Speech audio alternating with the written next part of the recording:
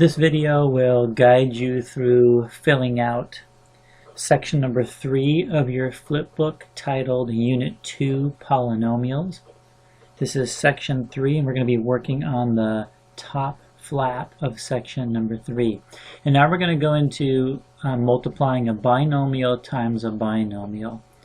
You should have already watched the video of multiplying a monomial times a monomial and a monomial times a binomial. When we did monomial times binomial, we went through the basic properties of distribution. A binomial times a binomial gets a little more complicated. It just adds an additional step, but it's not that difficult to do if you remembered the last lesson on distribution.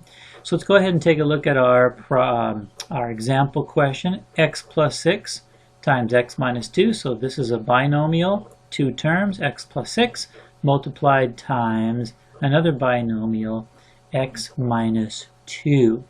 And now when we perform distribution, we're going to look at it like this. If you remembered in the previous video, we had something like this, a monomial times a binomial, and we had you take the monomial and distribute it to both of the terms.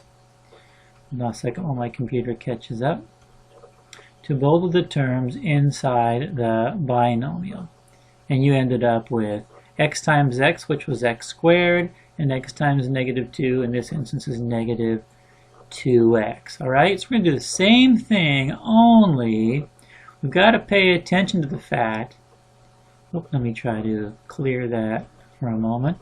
We've got to pay attention to the fact that we've got two terms in each of these binomials. So now, when you distribute the x to this portion of our expression, we're going to distribute it to both of these terms. I'll put a parenthesis here. You can do that on your paper as well.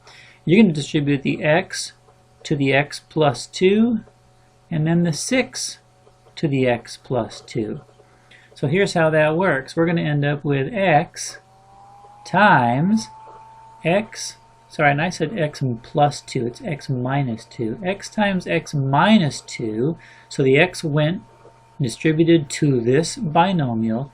Now you're going to distribute the plus 6 to the same binomial. So you should see it looks very similar to what you've already done. The only issue is, instead of just distributing the x to the x and the x to the negative 2, now we're going to distribute the x to the whole thing and then the 6 to the whole thing, or the whole second binomial. Now, once you write it this way, if you can see, the x minus 2 ended up on both of the parts of our new expression. The positive x ended up being multiplied times that binomial here. The positive 6 ended up multiplying by the same binomial here. Now you can see we can just follow the same rules that we did when we were multiplying a monomial times a binomial. Take a look here. This is a monomial times a binomial. Monomial times a binomial. So let's go ahead and write our lines. This is going to be x times the first term and x times the second term. We're going to end up with x squared. X times negative 2 is minus 2x. Now let's go ahead and multiply the 6 times the x and the 6 times the negative 2. Positive 6 times x is positive 6x. And 6 times negative 2 is negative 12. Now when you follow this procedure, when you get to this step, you'll see the middle two terms are always going to be like terms. They're always going to have a single, the same variable in them with the same exponent. The x squared has nothing to be combined to it, and the negative 12 has no other constant to combine.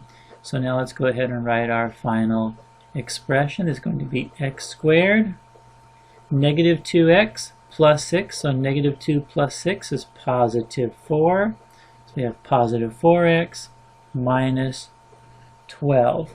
And there is our first distributed expression for example number 1. Let's go ahead and follow that procedure for our next example. The only difference in our next example is now we changed it from an expression, which is just a number of terms put together with adding and subtracting. Now we have an equation. We have y equals, but the solution is accomplished the exact same way. What we need to do is remember, just put the y equals, so we keep it as an equation. Remember now we're going to put a parentheses on top of the x minus 7 because we're going to distribute the first term of this binomial to our second binomial and the second term of our binomial to our second binomial. This is going to be x is being distributed to the binomial x minus 7, and the negative 1 is going to be distributed to the same binomial x minus 7. And again, now we just have a series or two different monomial times binomial situations. Go ahead and write those distribution lines. Now class, eventually you don't have to draw these lines. I'm just doing it so visually we see that we're distributing that monomial times the two terms inside the binomial. So now we have y equals x times x is x squared, x times negative 7 is negative 7x. Remember, we're distributing a negative 1 here, so it's negative 1 times x is negative. Now I could put negative 1x. It's the same thing as writing negative x. I'll just write negative x actually, but that's the same as negative 1x. And negative 1 times negative 7 is positive 7. Be careful of your signs. This is a negative times a negative, so it turns positive. Remember from the previous example, when we multiply two binomials in this way, we end up with like terms in the middle. And now we can combine those together. Final answer is y equals x squared. Negative 7x minus 1x is actually negative 8x. It's a negative minus a number, means we get further into the negatives. And we end up with positive 7 as our constant. Y equals x squared minus 8x plus 7. Let's go ahead and circle that. There is our distributed binomial times binomial. Okay, and the last one in this column. Notice on this one, it's the same structure that we had in this equation. The only difference is instead of showing y, we've turned this into a function instead of just an equation, but the rules are exactly the same as an equation. F of x is basically just a replacement for y. Let's follow our steps here. Again, class, you should be pausing the video, trying the problems on your own, and then going back and continuing the video and seeing if you've done it correctly. Okay, so let's go ahead and distribute first of all. Remember, when we have two binomials, we're going to put this one in brackets. And we're going to distribute the 3x to the second binomial and the 2 to the second binomial. We have function, or f of x, is equal to 3x times our second binomial, 2x plus 4. And then we have positive 2 as our second term in that first binomial, positive 2 times our second binomial, 2x plus 4. We'll go ahead now and distribute a monomial times a binomial. It's the first term. It's the first term times the first term in the binomial, and it's the first term times the second term in the binomial. Same thing here. I'll draw my line to show those connections. We're going to now have f of x is equal to 3x times 2x. Now think about this, class. The 3 combines with the 2. 3 times 2 is 6. And the x, the two x's, are same variable. We can multiply those together. X times x is x squared.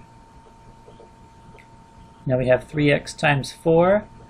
3 times 4 is positive 12. And the x does not have any variable, extra variable to be multiplied with it, so it just remains as a single x. Let's take a look at the next group, monomial times binomial. 2 times 2x. 2 times 2 is 4. This x has nothing to be multiplied with it. and positive 2 times positive 4 is 8. Same rule applies. Those middle terms, if you follow this procedure, the middle terms will have a common variable with the same exponent, so we can combine those together.